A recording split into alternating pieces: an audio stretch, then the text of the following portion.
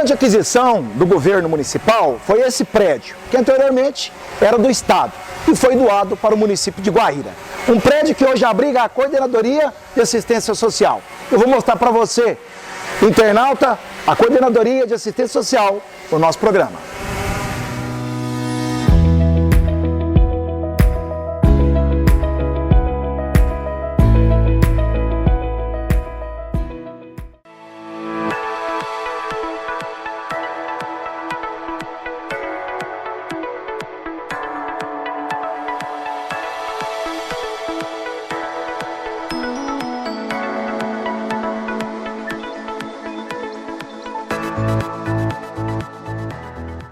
Érica, nós mostramos a dimensão e a importância desse prédio, onde está a Coordenadoria de Assistência Social, né? Vocês estão atuando, trouxeram até algumas secretarias para cá, agora do município, anteriormente era do Estado, e agora é do município, onde deu para fazer toda essa mudança. E com isso, facilitou, até no atendimento, facilitou o trabalho de vocês aqui, né?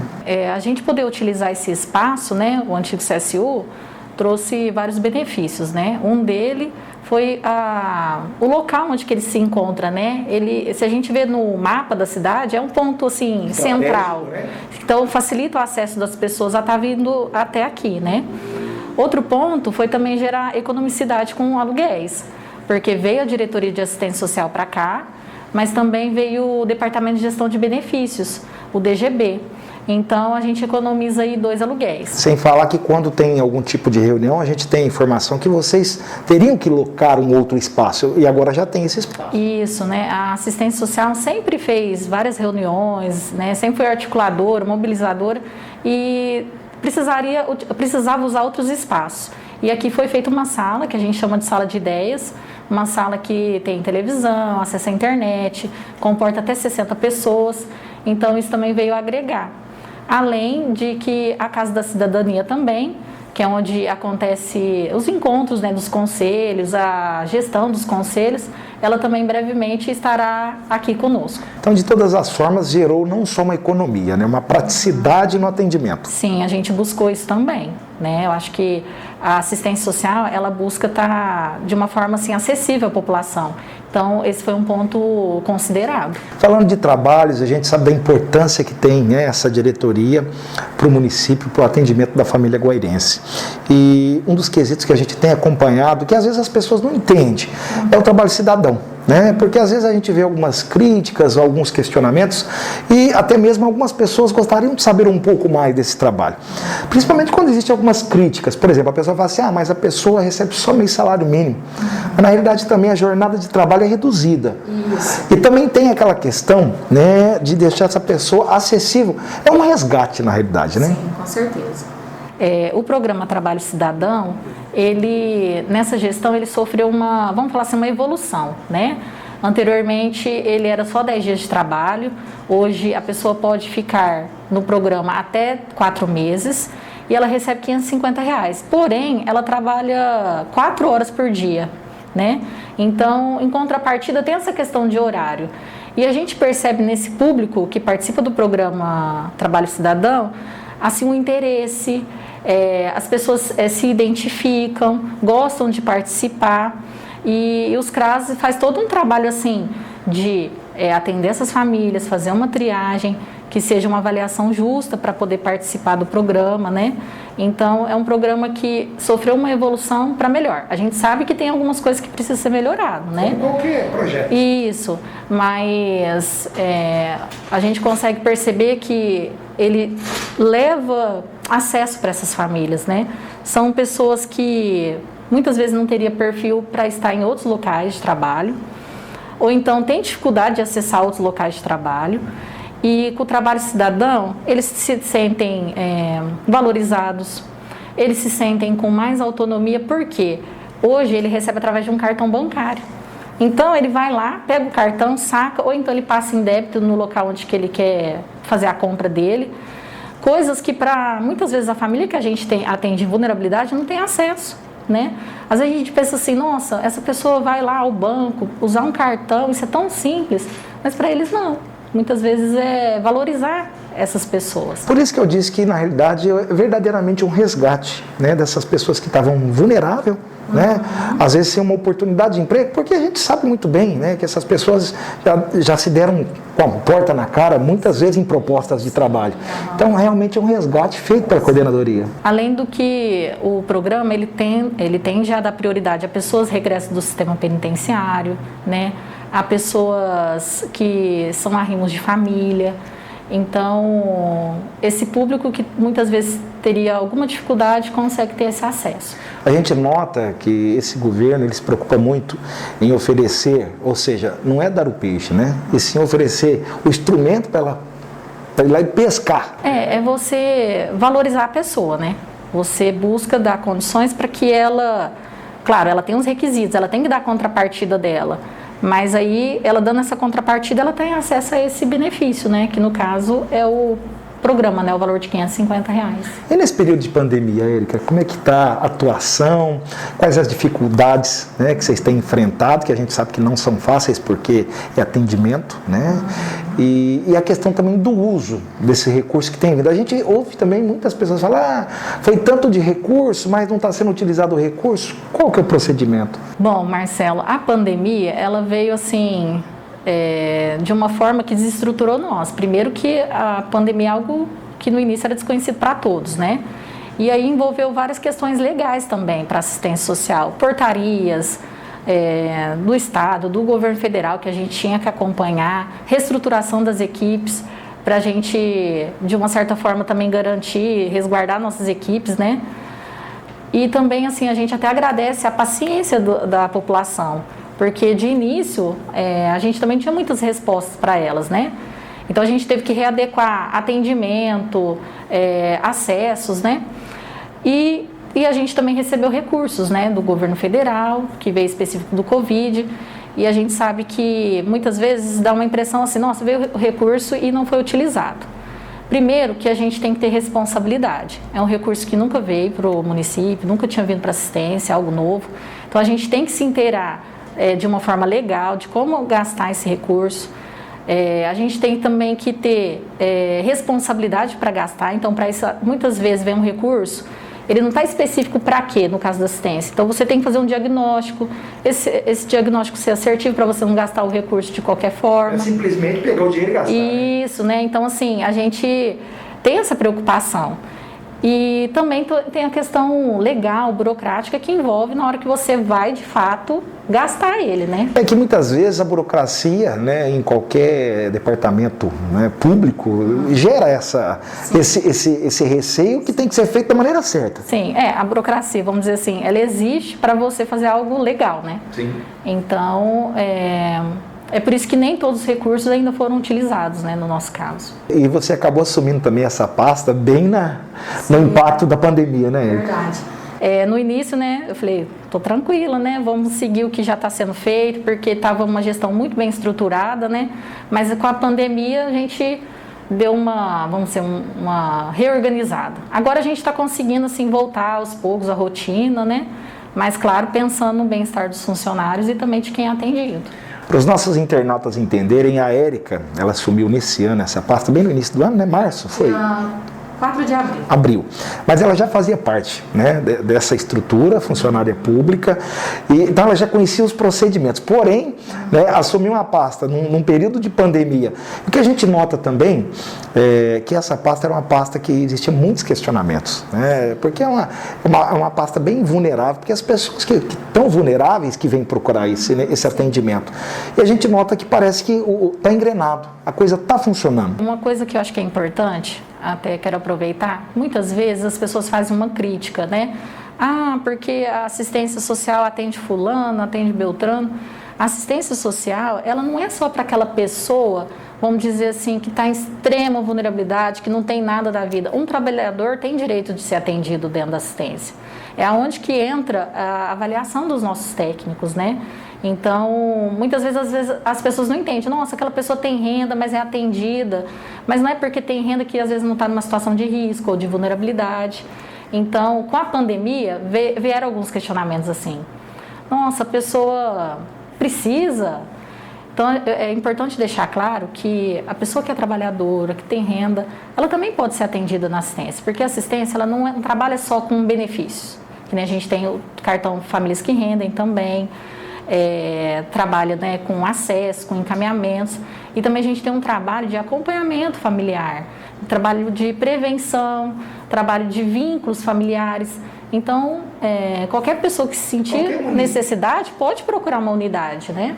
Então, qualquer município que dependa ou que precise, de alguma forma, pode estar utilizando.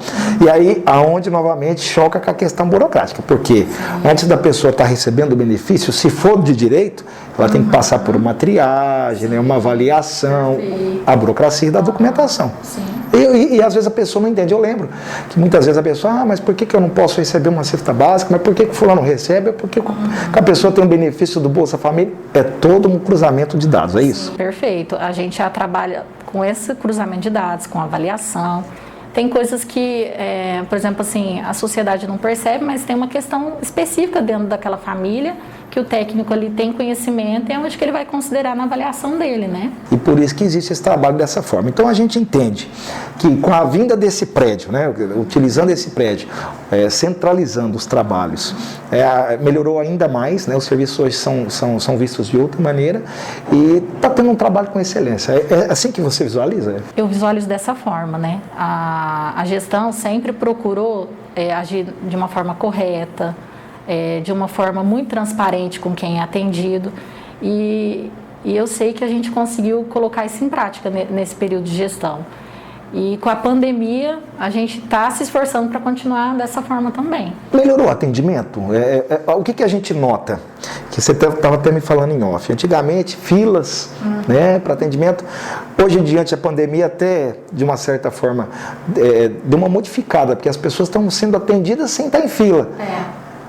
A gente até brinca, né, que a pandemia às vezes vai deixar coisas que vão ficar. Então, antes, o agendamento nos CRAS era feito de forma presencial, a pessoa comparecia, nem era agendamento, na verdade a pessoa já comparecia para ser atendida. Então, criava uma espera, criava uma aglomeração de pessoas ali, que hoje, com o agendamento por telefone, a gente percebeu que é tranquilo. As pessoas ligam, agendam, se não comparece, a recepção retorna, tenta encaixar outra pessoa. Então, tem dado certo essa forma, assim. As pessoas estão se condicionando a esse novo estilo de vida. E assim, facilita, né, vamos dizer assim, até para o próprio usuário ligar lá, você não precisa ir até lá, esperar, às vezes, até por uma questão assim, às vezes a pessoa chegava lá, não conseguia ser atendida, e hoje ela tem a tranquilidade, né? Não parou. Não parou. Mesmo nessa pandemia, não parou. O atendimento continua. A assistência social, o serviço essencial continuou atendendo normalmente. Érica, um outro assunto que a gente tem que falar, porque foi muito questionado anteriormente, é a questão do cartão, né, do cartão das famílias, né, do rendimento das familiares, que existia um número que muitas vezes era questionado. Eu não me lembro, não me recordo, você que vai me dar, acho que mais de 800 famílias eram beneficiadas. E a assistência nessa atual gestão fez uma triagem e enquadrou, ou melhor, diminuiu esse atendimento. Você poderia explicar para a gente? O cartão Famílias que Rendem, assim como o Trabalho Cidadão, passou por uma readequação, né? No início tinha um número grande de pessoas recebendo e aí com uma avaliação técnica, é importante dizer que não foi uma decisão só aqui da gestão, mas com uma avaliação da equipe técnica, foi avaliado que poderia reduzir esse número. Dessa forma, a gente conseguiu também valorizar o valor do cartão. Então, antes o cartão era R$ 85,00, e a partir de janeiro desse ano ele passou a ser R$ 120,00. Depois que teve essa readequação. Isso, Então, assim, ele é um cartão também que antigamente era cesta básica.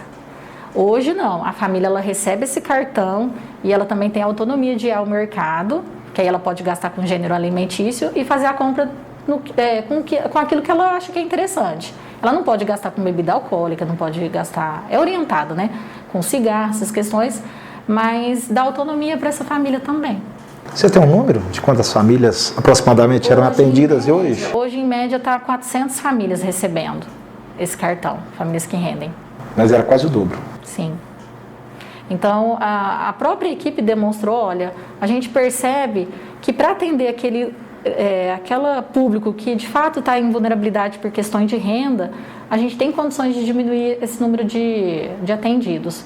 de forma que não causa nenhum impacto ruim, negativo, e foi de forma tranquila mesmo essa mudança, foi bem tranquilo. Só para os nossos internautas, a população de maneira geral entenderem, os trabalhos que são desenvolvidos aqui. A assistência social, ela trabalha, vamos dizer assim, em duas áreas, a proteção básica e a proteção especial. Dentro da proteção básica, nós temos os CRAS, né, que faz atendimento à família, concessão de benefícios, trabalha prevenção de ruptura de vínculo. E dentro da especial nós temos o CREAS, que é onde trabalha pessoas que estão em alguma situação de risco, violência doméstica, abuso sexual, violência contra idoso, pessoa com deficiência. Além disso, nós temos o albergue, né, que é um equipamento que trabalha aí com pessoas em situação de rua ou transeuntes.